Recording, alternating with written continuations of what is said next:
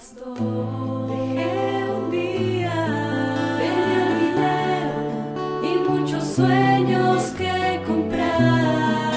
Muchos sueños. Una noche mi corazón pedía amor, amor.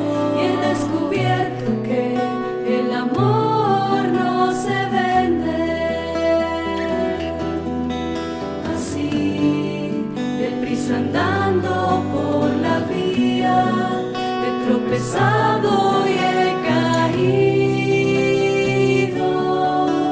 y yo gritando al mundo entero que buscaba amor, más el amor me encontré cansado y solo permanece ahí. Te ruego, abrázame, Jesús, todo está frío sin ti.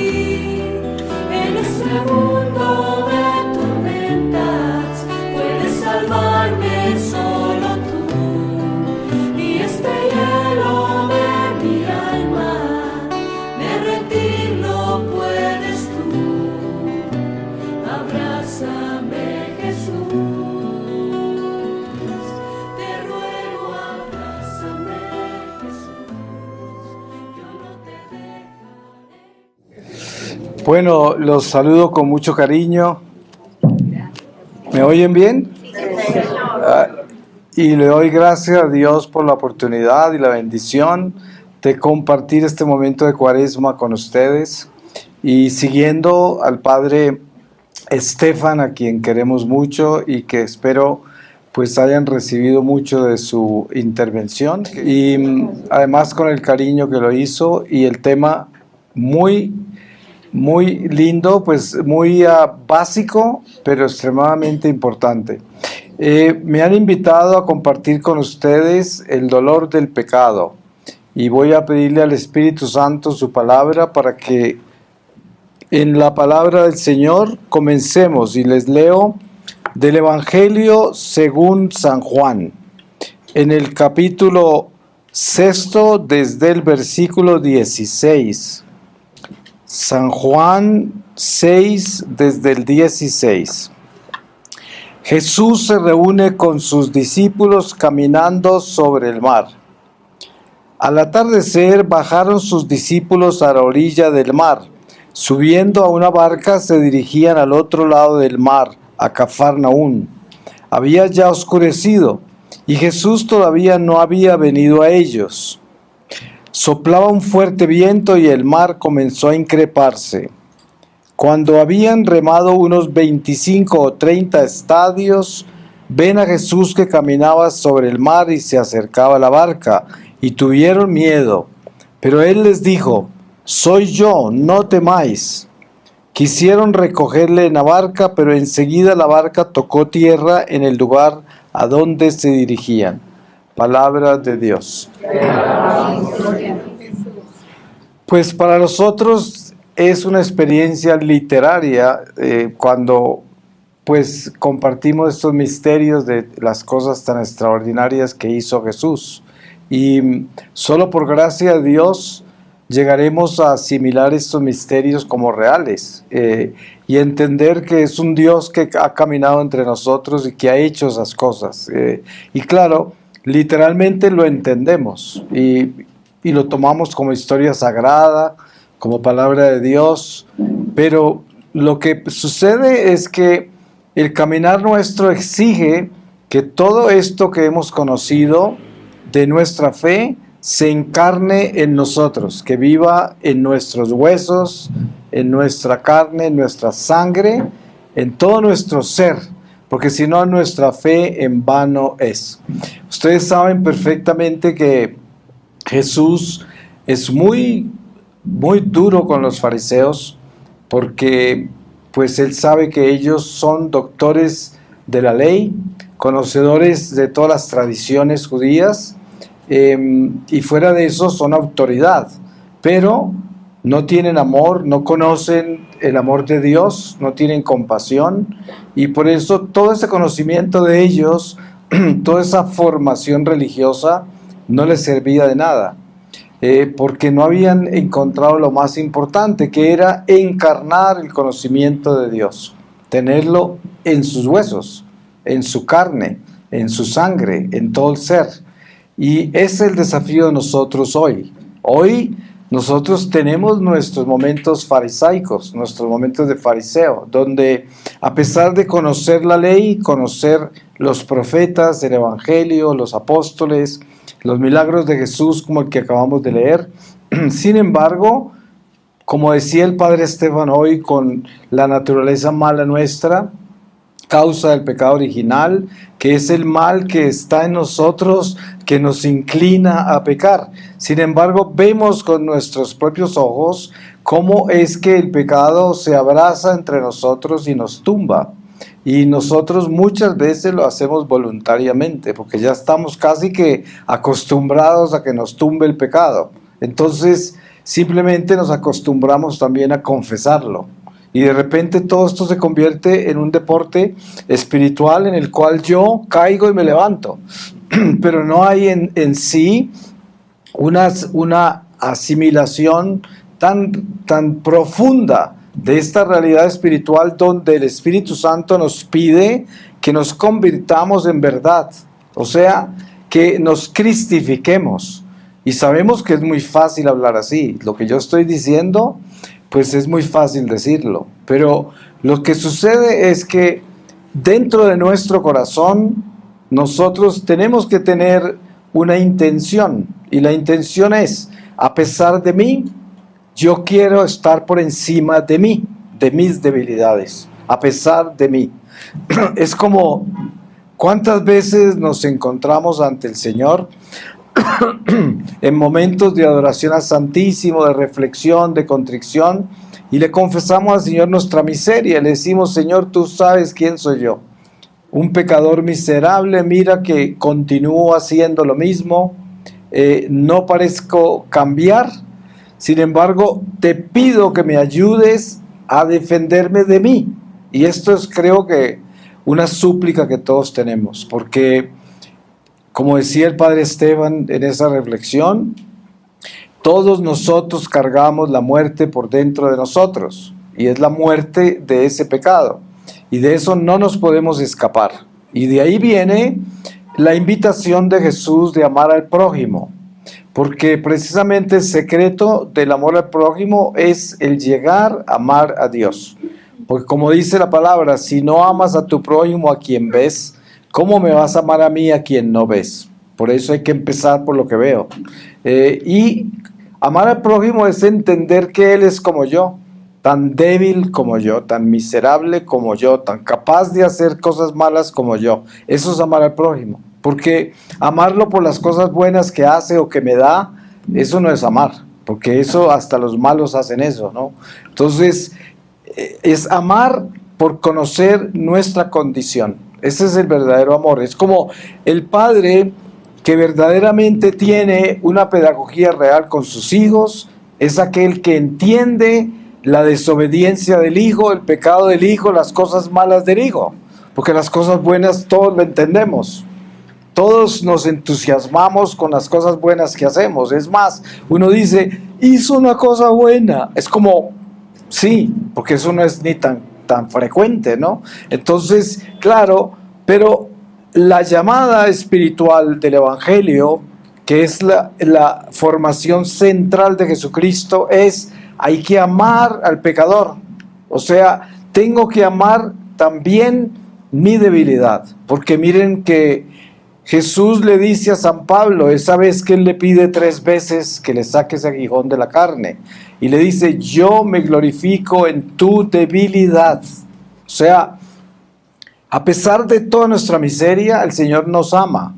Pero, claro, no somos protestantes, como decía el padre Esteban, de decir: ya nos salvó el Señor, aleluya. Como quien dice, ya no hay que hacer nada, ya estamos salvados. Y eso es falso, eso es una herejía, ¿no? Porque todos nosotros tenemos que hacer el trabajo de nuestra salvación. Está garantizada si logramos hacer el trabajo. Y el trabajo es renunciar a las cosas malas, odiarlas. Así estemos ya para morir y no las hayamos superado, pero lo importante es que las hayamos odiado, que haya sido nuestro peor tormento. Entonces, hay algo que debemos tocar en esta reflexión por la cual la llamamos el dolor del pecado, y es el purgatorio.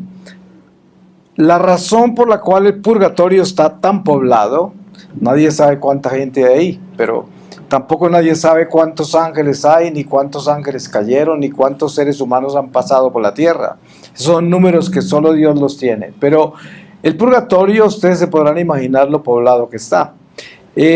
Una de las razones más comunes para la población del purgatorio es la ausencia de dolor del pecado. Esa es una de las más comunes, porque el purgatorio es un estado pedagógico. La vida terrenal es una escuela de almas. Nosotros estamos todos aquí en clase, estamos aprendiendo la lección del amor de Dios, que es lo que perdimos en el pecado original.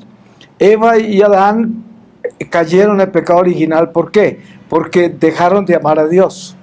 Porque amaron a la serpiente, le obedecieron a ella y desobedecieron a Dios. Eso quiere decir, dejaron de amar a Dios. Y al dejar de amar a Dios, entró la muerte. Entonces, Jesucristo, que es Redentor, nos trae el camino, porque Él es el camino, para salir de la muerte. Y el camino para salir de la muerte es rescatar el amor perdido. El amor que perdimos con el pecado original, que es la obediencia, el obedecer a Dios y amarlo. Porque para nosotros poder decir que amamos a Dios, tenemos que estar seguros que le estamos obedeciendo. Porque si no, ¿de qué se trata? Es como el esposo y la esposa se aman, pero deben tener temor de Dios, que es el temor de hacerle daño al otro. Y no es miedo a hacerle daño al otro, porque eso es egoísmo. Yo no quiero hacer cosas malas que me perjudiquen, eso es egoísmo, ¿no? Es decir, yo no quiero hacerle daño al otro porque lo amo. Eso es muy diferente, no porque me voy a perjudicar, porque de pronto mi matrimonio se va a dañar, entonces mejor me porto bien.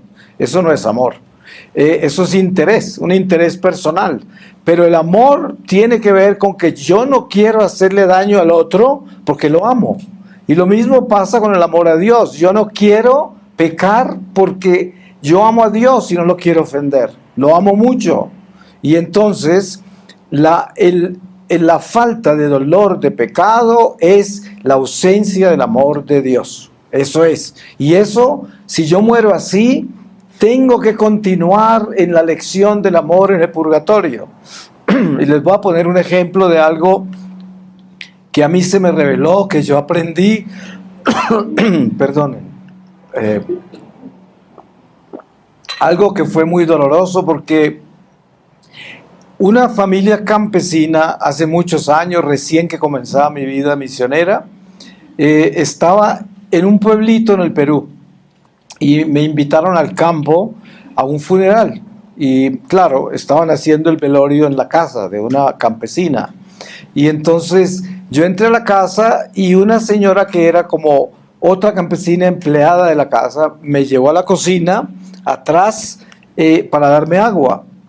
Y cuando llegué a la cocina venía de regreso y me encontré una señora paradita ahí al lado de un balcón. Entonces la miré y me miró y me dijo ella: hay que orar mucho para que podamos recuperar el dolor del pecado. Y yo dije, pues en ese momento no entendí bien qué estaba pasando. Además era campesina con un acento muy campesino, y yo hice esfuerzo para entenderla y seguí. Resulta que cuando llegó el momento en que se estaban acercando al ataúd para mirar a la señora que le abrieron el ataúd, era esa señora, ¿no? Entonces la señora, en medio de las oraciones ese día, porque estuvimos allá haciendo 2 rosarios, luego llegó un sacerdote, fueron como 3 horas. En medio de todo eso, vi, o mejor dicho, esa señora me mostró, porque el Señor seguramente le permitió, porque era parte como de mi escuela, ¿no? Era para mí. Y vi a la señora en esa casa, años atrás, parada en el comedor de la casa, al frente de sus hijos, cometiendo un acto de desamor terrible porque los estaba abusando verbalmente y los hijos estaban todos rotos el corazón de dolor porque era injusto todo lo que estaba diciendo, haciendo y todo, y ella estaba haciendo eso, pero en ese momento esa señora ya estaba en el purgatorio, porque el funeral, cuando nosotros estamos en un funeral, ya el alma hace mucho rato ha pasado por todo eso. Ese funeral ya sucedió en el mundo espiritual, en el eterno presente, ese funeral ya pasó. Es como, es decir, usted va a un funeral y el alma ya estuvo en la misa del funeral, el alma ya recibió todas las bendiciones de todas las oraciones del futuro, del pasado, de todas partes, ya está fuera del tiempo. Entonces, esta señora estaba en el purgatorio ya, la que estaba ahí en el ataúd. Y uno de sus estados purgatoriales era ese momento en el comedor de la casa, porque ella nunca lo solucionó. O sea, ese momento sucedió en su vida y a pesar de ser una señora que se confesaba, que era una señora de oración y todo, no tenía solucionado muchas cosas del amor. Entonces, uno dirá, pero entonces, ¿quién se puede salvar del purgatorio? Pero no, la verdad es esta, que si nosotros entramos en la comunidad del amor, que es en la comunidad de reparación, de enmienda, donde yo sinceramente comienzo a darme cuenta que el pecado debe doler, debe doler. Cuando yo miro a una persona a la cual he ofendido, yo tengo que hacer un esfuerzo por sentir que esa ofensa que le hice me debe doler. No simplemente debo decir, moralmente está mal hecho lo que hice. Eso está malo, porque eso lo prohíbe la ley de Dios, porque eso no se debe hacer. Claro, eso es totalmente intelectual. Eso no tiene amor. Eso tiene una conciencia natural, que es yo conocer el mal. Pero ¿acaso conocer el mal es sentir el mal? ¿Acaso conocer el mal es dolerme el mal que hice? No. A mí me duele el mal que me hacen. Ese sí me duele, ¿sí? Pero doler el mal que yo hago, ahí es donde está el secreto, ¿no? Porque miren, cuando a mí me duele el mal que me hacen, si hablamos de la perfección cristiana, pues pierdo gracias, ¿ves? Porque si yo quiero perfeccionarme, santificarme y purificarme, con el mal que me hacen me debo purificar. Lo que hablaba el padre Estefan de perdonar al enemigo, ¿no? Amar al enemigo, que es lo que Jesús nos enseña. Y que todo el mundo se escandaliza con eso. ¿Cómo hago? Si quiero ser sincero, yo no puedo amar al que me hace daño. No soy capaz. ¿Para qué miento? Pero la realidad es que si yo entro en esa comunidad de la enmienda, de la reparación, del arrepentimiento, de la búsqueda del dolor, de las cosas malas que hago, entonces entro en una dimensión, la dimensión del amor de Dios. Y esa dimensión se va ampliando, porque yo quiero eso, porque lo quiero hacer, lo quiero vivir. Entonces ya soy más cuidadoso en mi vida. Ya todos los pasos que doy, los doy con cuidado. ¿Y por qué? Porque ya los doy con amor. Sí, porque yo ya no camino descuidadamente, porque yo ya no me levanto a vivir mi voluntad, sino que yo camino pendiente del temor de Dios, pendiente del temor al prójimo, pendiente de cuidarme de la salud espiritual, de asegurarme que yo camino en armonía con lo que Dios me ofrece, que es la vida eterna. Y la vida eterna se gana convirtiéndonos en luz. Y la luz solo se adquiere a través del amor de Dios en mi corazón, que se va llenando de Dios y me voy convirtiendo en un faro, en un foco de luz. Y esto es precisamente el encuentro con el dolor del pecado. Entonces, ¿cuántas millas hemos recorrido nosotros en este mundo en relación al amor? Pues mucho, porque cada día envuelve el amor. Y si yo miro hacia atrás, quizás no voy a alcanzar a ver todos los eventos de mi vida donde tuve desamor. Eso es imposible, ¿no? Hay gente que tiene muy buena memoria, pero no le alcanzaría. Entonces, el acto de reparación para cubrir esas situaciones como las que esa señora que murió me mostró, porque por gracia de Dios, para uno cubrir esos momentos, y que seguramente ella nunca tuvo la oportunidad de recibir esa gracia, para uno cubrir los momentos uno tiene que entrar en conciencia de pensar cuántas actividades en mi vida en el pasado fueron sin amor y le hice daño a la gente, abusé a la gente, le quité la paz a otros, quién sabe cuántas cosas he hecho que están relacionadas con el desamor. Entonces, si yo entro en esa conciencia, me comienzo a preocupar por esas cosas, porque digo, eso no está bien que yo haya hecho todo eso. ¿Cómo quisiera cambiar eso? ¿Cómo quisiera borrarlo? ¿Cómo quisiera repararlo? ¿Cómo quisiera que esto no fuera mi vida? Pero lo es. Y yo le imploro a Dios que me dé la gracia de que en mi corazón yo esté consciente 100% del mal que eso es y de que no permita que lo vuelva a hacer. Y continúo con esta oración constante, siempre, en mis oraciones. ¿Cuántas veces de repente estamos orando un rosario y a veces nos cuesta hasta trabajo pensar por qué ofrecerlo? Porque así de tanto nos falta a nosotros crecer espiritualmente. Si no nos alcanza la vida para todo lo que tenemos que ofrecer y reparar. Por eso, cada oración debe entrarse en esa dimensión de Dios donde yo digo, Señor, es que no me alcanzan las oraciones para llegar a todos esos rincones donde yo falté al amor, donde yo te he ofendido y donde le he hecho daño al prójimo.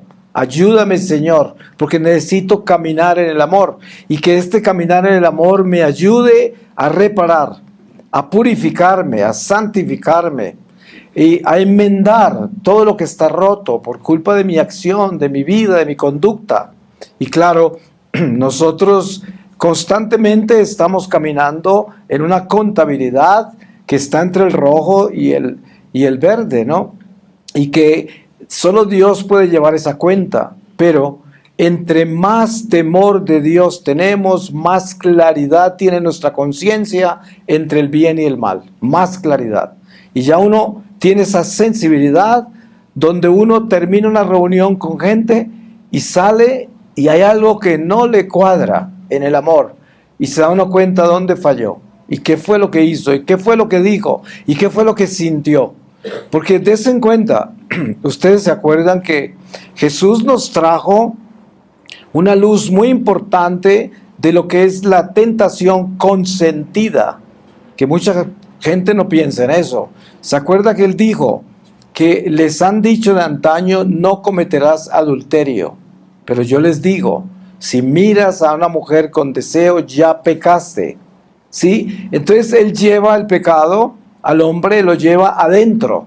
Y dice, no solamente se cometen pecados actuando en ellos, sino también sintiéndolos, viviéndolos, deseándolos, ¿sí? Y esto es un territorio que tenemos que concientizarlo. Yo tengo que concientizar mi vida interior y darme cuenta hasta dónde estoy extendido yo dentro de la gracia y del pecado, hasta dónde llega mi ser y en qué forma se concientiza de todo lo que hace cada día, en cada momento, con relación al deseo, con relación a todo lo que uno hace para rechazar las cosas que son de Dios y que son buenas, pero las rechazo porque no me gustan, porque no me convienen. Miren que en la economía del alma, como podríamos llamarla, yo camino entre las multitudes, entre extraños, sobre todo en una ciudad como esta, 12 millones de personas. ¿Cuántas veces nos estamos caminando con masas de gente? Esa gente son extraños, no los conocemos, a lo mejor nunca los volveremos a cruzar. Sin embargo, dependiendo de cómo camino entre ellos, me favorece mi economía o me la daña. Porque sin yo conocer la gente, la amo o la odio. O me es indiferente. A veces las multitudes pasan como peces que nadan en el agua, no significan nada para nosotros. Y a veces tenemos amor y sentimos la gente, la sentimos, existen, son personas. Y es más, a veces sentimos que son hijos de Dios, a veces hasta sentimos que también tienen alma como yo. Y hay muchas dimensiones, hay muchos niveles, dependiendo de dónde estoy yo con relación a Dios. Entonces, en esta escuela del amor de Dios, buscando el pecado, el dolor del pecado, solamente va a aumentar en gracias cuando yo comienzo a caminar en esta dimensión, porque ya me elevo a otro lado del que estaba, porque en el que estaba era aquel en el cual conocía el pecado, confesaba el pecado, me preocupaba el pecado, pero no me dolía. Entonces, por lo tanto, yo no actuaba en la gracia, sino que actuaba en la ley.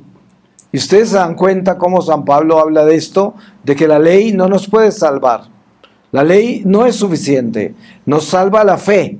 ¿Y la fe qué es? El amor. No hay fe si no hay amor. Entonces, la fe es la que nos salva. Yo actúo bien porque yo amo. Por eso actúo bien. Como decía antes, si yo amo a mi esposa, si yo amo a mi esposo, los amo y no quiero hacerles daño. Pero no por perjudicar el matrimonio, sino porque es por amor. Es porque los amo.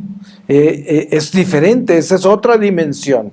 Y es la dimensión de Dios. Ahí es donde nos purificamos, nos santificamos, donde reparamos, donde crecemos espiritualmente, donde podemos decir que nos estamos convirtiendo en una mejor persona. Porque qué bueno que es eso, que uno pueda sentir que se está volviendo una mejor persona. Miren, muchos de nosotros nos encontramos a través del tiempo, una y otra vez, una y otra vez.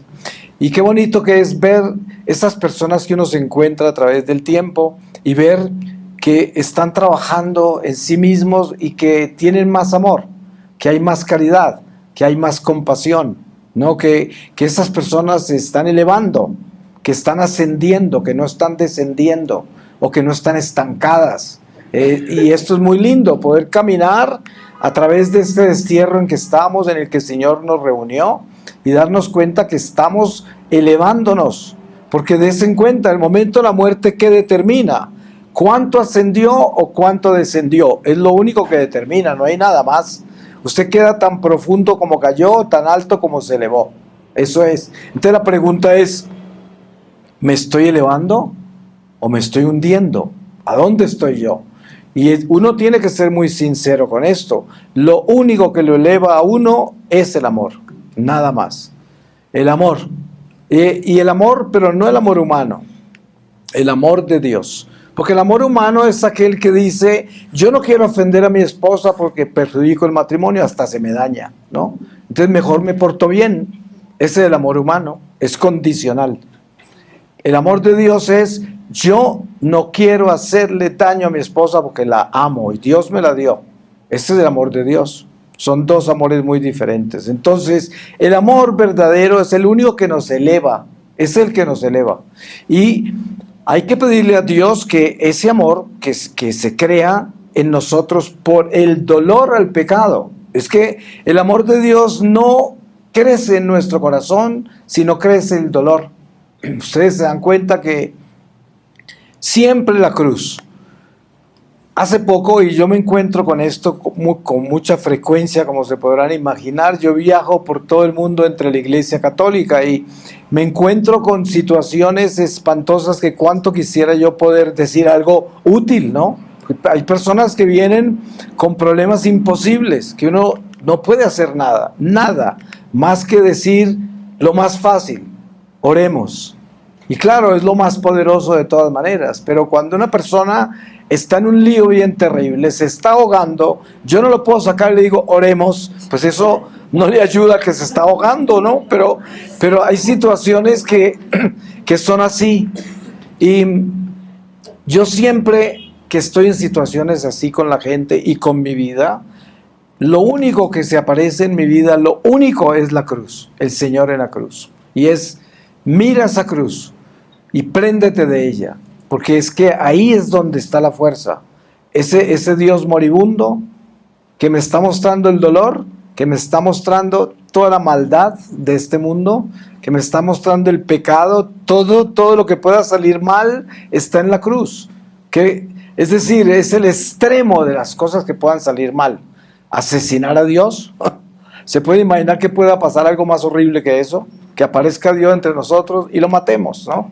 Pues esta es la cruz, esa es la cruz. Entonces, cuando uno está en cualquier situación en la vida, la cruz es nuestro aliento, nuestra esperanza, porque ahí es donde está la fuerza de Dios que dice, a pesar de mi muerte, yo soy la vida, ¿no? Y aunque esté sangrando, mi sangre es eterna, no es temporal como la tuya.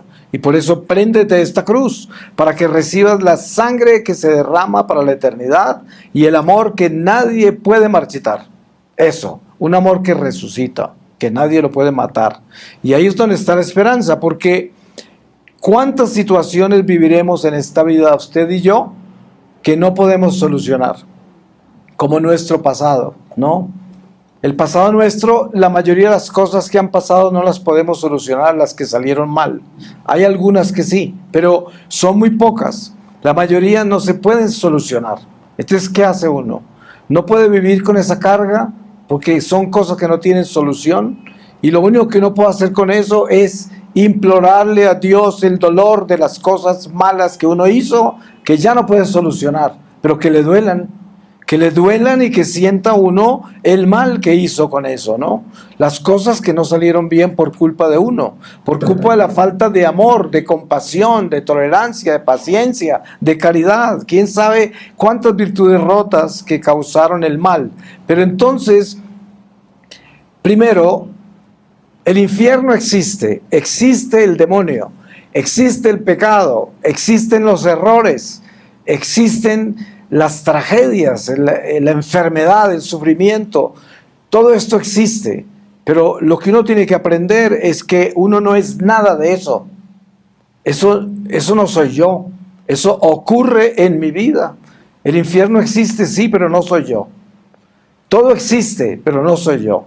¿Quién soy yo? Yo soy un hijo de Dios, que Dios quiere salvar y que me quiere llevar a una eternidad donde no hay nada de eso, no hay infierno, no hay pecado, no hay sufrimiento, no hay enfermedad, nada de eso, porque nada de eso soy yo, y por eso no me lo llevo al paraíso, porque eso no era mío, si no me lo hubiera llevado para allá.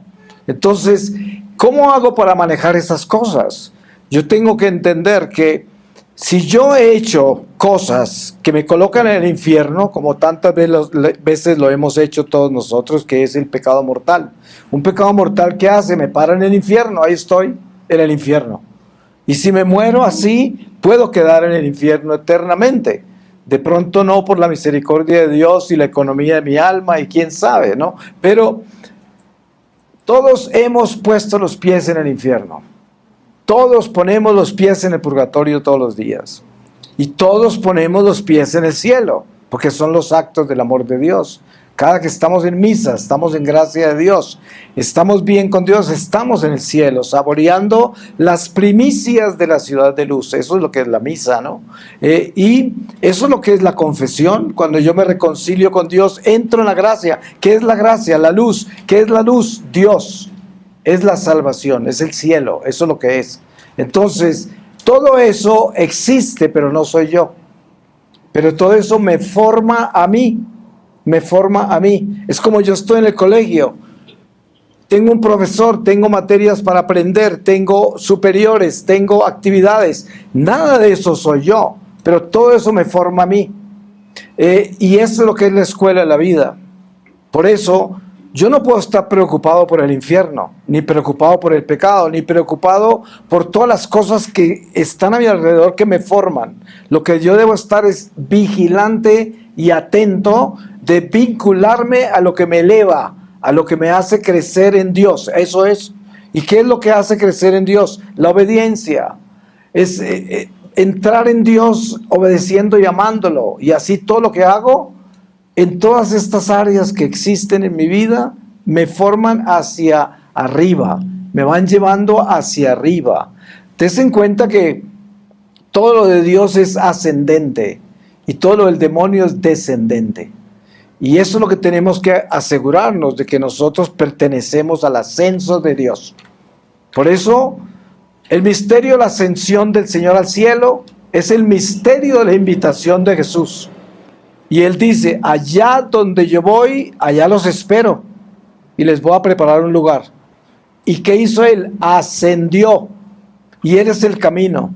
¿Y qué nos está invitando a nosotros? Nosotros no podemos ascender por sí mismos como lo hizo Él, porque no somos Dios. Por eso, cuando la Virgen es llevada al cielo, es asunta, no ascendió, asunta. Y nosotros, para ser asuntos, tenemos que pertenecer a la ascensión del Señor, que es al camino, al camino. Entonces, Él nos ha localizado y estamos abajo, porque si no, Él no hubiera ascendido. Si hubiese estado arriba, estaba abajo con nosotros. Entonces, estamos abajo y tenemos que elevarnos de acá tenemos que salir. Y uno no puede perder eso. Jesús es nuestro GPS, es nuestro navegador. Sí, Él nos dio la localización. Él dice, están abajo, tienen que salir de ahí. Y yo les muestro para dónde vamos. Eso es. Entonces, tenemos que entender que esta salida de acá es para nosotros nuestro camino, salir de acá. Pero hacia arriba, hacia arriba. Es increíble que podemos encontrar gente en la iglesia que está descendiendo y está en la iglesia. Usted encuentra curas en pecado, viviendo una vida espantosa, religiosas. Todos ustedes seguramente habrán conocido alguno. A mí, desafortunadamente, por mi vida misionera, me los encuentro todo el tiempo en todas partes porque viajo entre ellos. Pero ¿y cuántas veces no he estado yo descendiendo también por el pecado? Así que yo no estoy diciendo eso, sino nosotros. Y eso es lo importante, que entendamos que todos tenemos esas debilidades y esa posibilidad de estar descendiendo. Y es terrible porque nosotros no podemos decir que tenemos tiempo. Por lo tanto, si yo estoy mal hoy, estoy en peligro, porque mi tiempo se puede acabar hoy. Entonces, teniendo esa conciencia, la conciencia más grande del dolor del pecado es darme cuenta que este es mi último día. Ese es el dolor del pecado de verdad. Porque si yo tengo conciencia de que no tengo tiempo, entonces estoy realmente en la conciencia del amor de Dios. Pero si yo creo que tengo tiempo, dice, bueno, qué bueno que estas charlas me han servido tanto y seguramente que me van a ayudar mucho, y yo sigo allá después de todo esto en lo mismo, sin cambiar nada, sin superar nada, sin elevarme más, sin nada. Entonces, ¿de qué sirvió todo esto? De nada, porque yo pienso que tengo tiempo, como si estuviera en un proceso. Y ninguno de nosotros estamos en un proceso. ¿Ustedes se dan cuenta que la psicología moderna es acerca de procesos? Es todo, por eso existen las terapias, ¿no? Y es la industria más grande que hay hoy en humanidades, terapias, porque todo el que llega y que dice, yo tengo un problema con el cigarrillo, que con el alcohol, que con el sexo, que con eso, y entonces lo colocan en un proceso para salir de eso. Y entonces el hombre feliz vive procesos, porque el proceso puede durar todo el resto de la vida, pero estoy en un proceso. Y el psiquiatra o el psicólogo lo sigue ahí alimentando en el proceso, por años, no importa, pero está en un proceso. Pero resulta que San Juan el Bautista nos habla de lo que es Jesucristo, y es el hacha sobre la raíz. Ahí no hay proceso, es corte con el pecado, córtelo, ya. Ahí, eso no es de que vamos a entrar en un proceso. Con Jesucristo no hay proceso. Él dice, si este ojo te hace pecar, ¿qué dice? Metámoslo en un proceso para que no peque más. No. Dice, sácatelo, ¿sí? Sácatelo. Y ese es el evangelio. ¿Se dan cuenta? Este mundo pervierte todo con la ciencia. La utiliza para sacar a Dios de en medio del hombre. Entonces le da al hombre unas libertades y unas posibilidades que son simplemente mortales, terrenales, no tienen sentido eterno de la vida, porque el proceso no nos lleva a la eternidad. El proceso lo que hace es edificar la muerte más de lo que ya está. Y por eso nosotros debemos siempre enfocarnos en crecer en aquello que se llama dolor de pecado, que quiere decir, yo tengo el hacha en la mano y le quiero dar a la raíz de mi pecado con el hacha. Yo no quiero esperar nada, sino que lo quiero tumbar ya. Y por eso hay una concientización sobre esto, y es que la voluntad de Dios está envuelta en eso.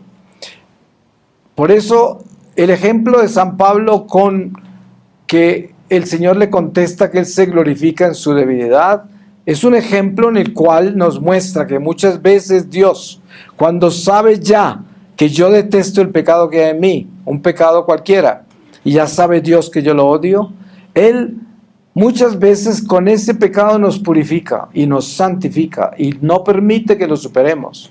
Pero el día de la muerte, ese pecado ya estaba superado y no va a aparecer ante el tribunal, porque el Señor permitió que ese pecado permaneciera en mi vida, a pesar de yo odiarlo, detestarlo, que con Él me purificó. Y eso es lo que le enseñó a San Pablo, porque ese pasaje enseña eso exactamente. Le dice el Señor, mi gracia te basta, yo me glorifico en tu debilidad. Como quien dice, yo ya entiendo que odias y detestas ese pecado, que lo llamaste como un demonio que subió de los infiernos a atormentarte. Yo sé, yo entiendo, Pablo, pero no te voy a sanar. Mi gracia te basta, me glorifico en esa miseria tuya, me glorifico. Entonces hay casos así. Es como lo que nos sucede a nosotros por voluntad de Dios, las cosas malas que vienen a nuestra vida.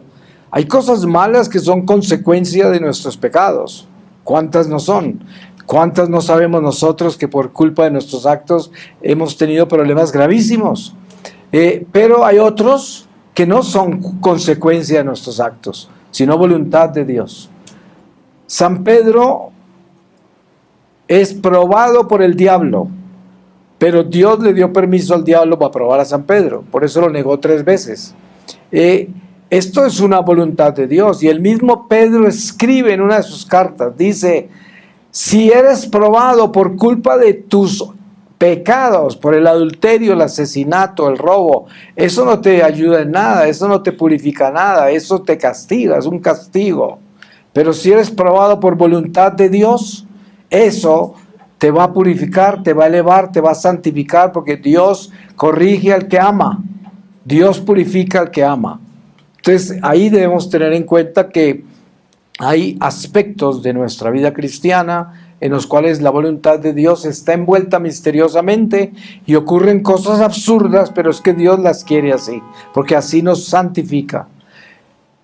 Muchas veces hay personas que escogen una pareja para un matrimonio y esa pareja llena todos los cuadros y es una persona que después de pensarlo tanto, después de dirección espiritual, después de todo parecía que era y que este es el enviado de Dios y este el que venía y esto, y después aparece en el matrimonio que es una total tragedia, que resultó que era una persona que nada que ver con lo que yo esperaba. Entonces, pero resulta que si era verdad que Dios trajo a esa persona a su vida, porque con esa persona no solamente se puede purificar a usted, sino salvar esa alma también, ¿no?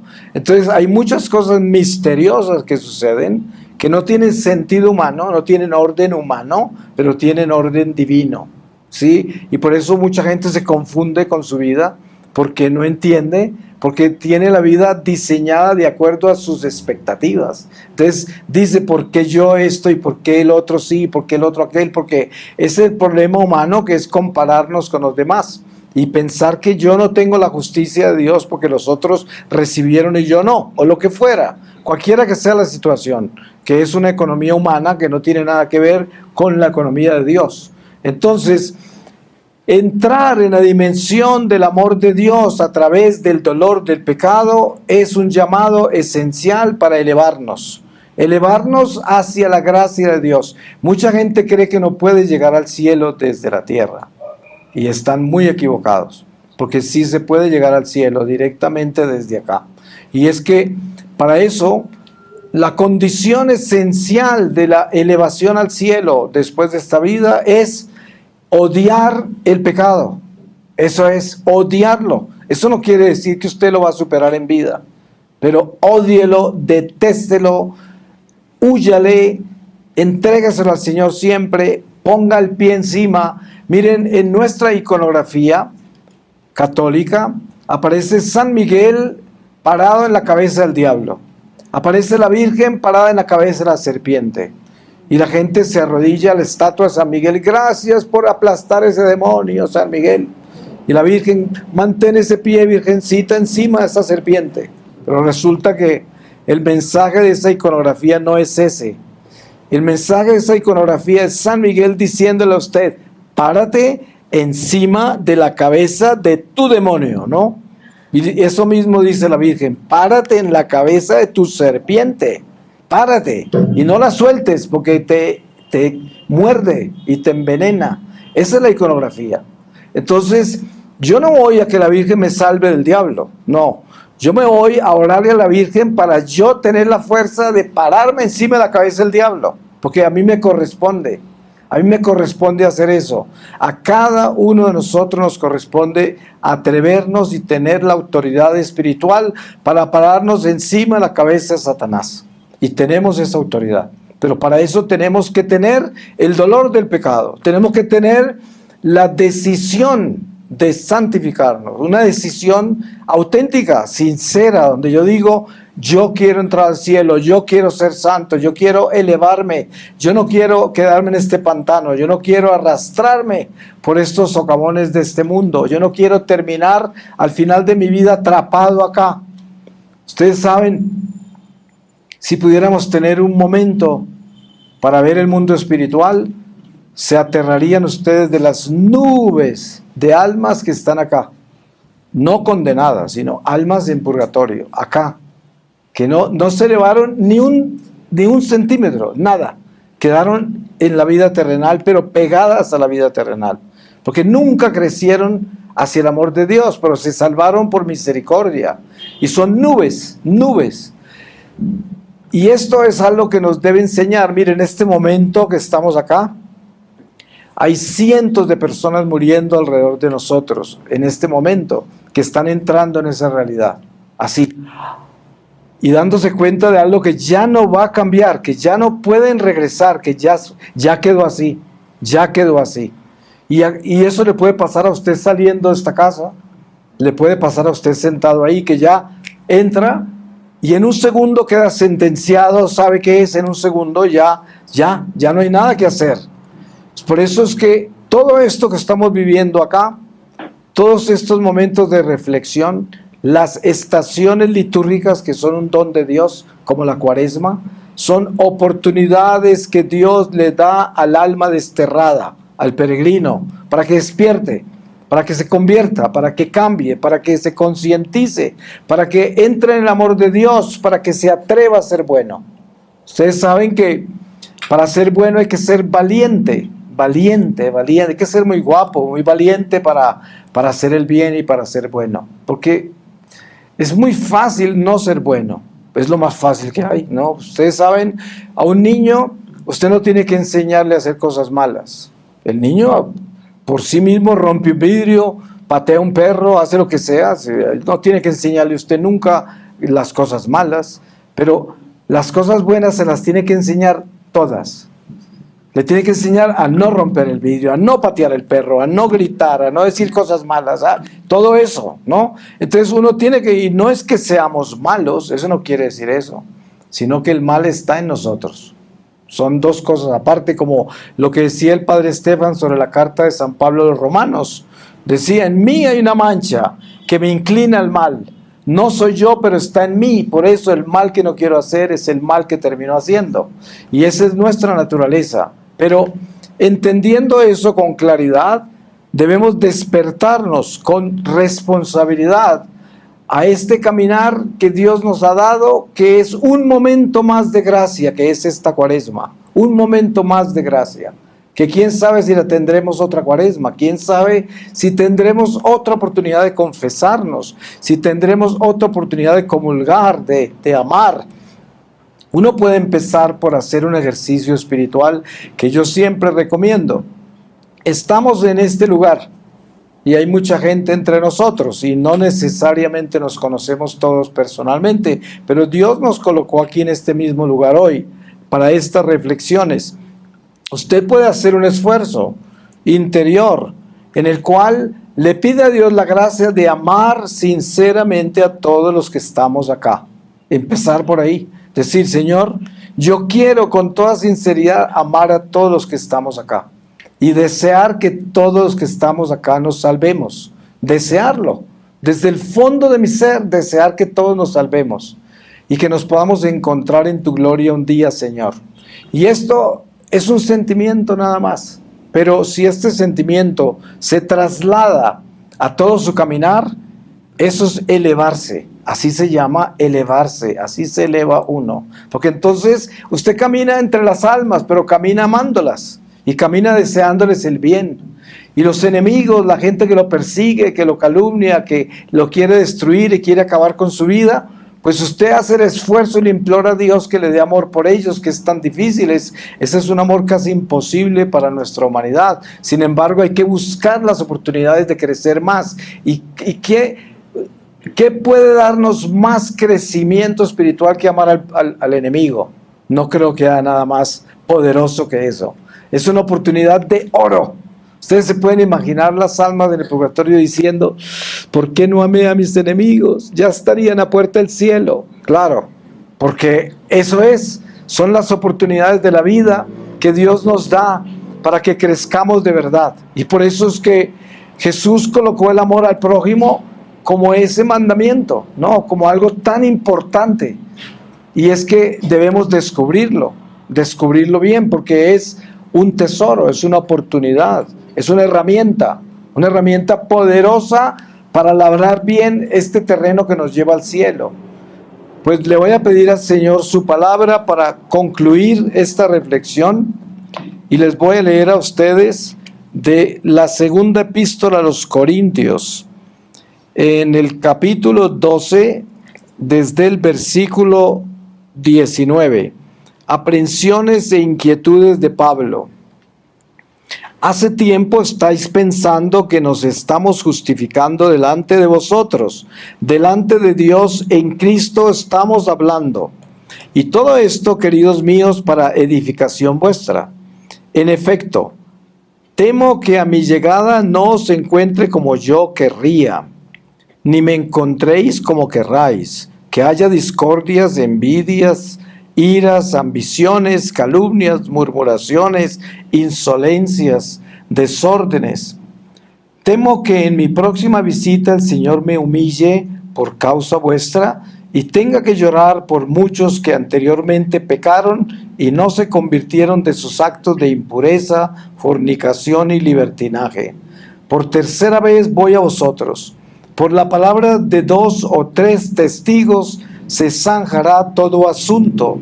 Ya lo tengo dicho a los que anteriormente pecaron y a todos los demás, y vuelvo a decirlo ahora que estoy ausente, lo mismo que la segunda vez estando presente. Si vuelvo otra vez, obraré sin miramientos, ya que queréis una prueba de que habla en mí Cristo, el cual no es débil para con vosotros, sino poderoso entre vosotros.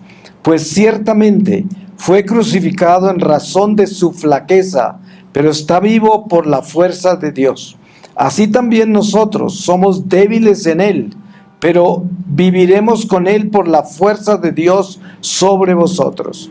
Palabra de Dios. Pues le damos gracias a Dios y lo bendecimos, porque Él es bueno, misericordioso, paciente, compasivo, y sobre todo que sabemos que este momento nos lo dio Él, y que Él está acá, entre nosotros, y que está en nuestros corazones, y que nos está hablando, y que nos habla con claridad, y que nos dice exactamente lo que tenemos que hacer en una forma muy sencilla. Y por eso tenemos que seguir esa palabra de Dios que dice: si hoy oyereis mi voz, no endurezcáis el corazón como en Meribá, cuando me tentaron, un pueblo maleado de incredulidad. Y eso es lo que siempre dice Dios. Él está acá con nosotros, nos habla, quiere que nos salvemos y quiere que no nos enredemos pensando que tenemos tiempo para cambiar. No lo tenemos. El cambio tiene que ser ya. Amén. Amén.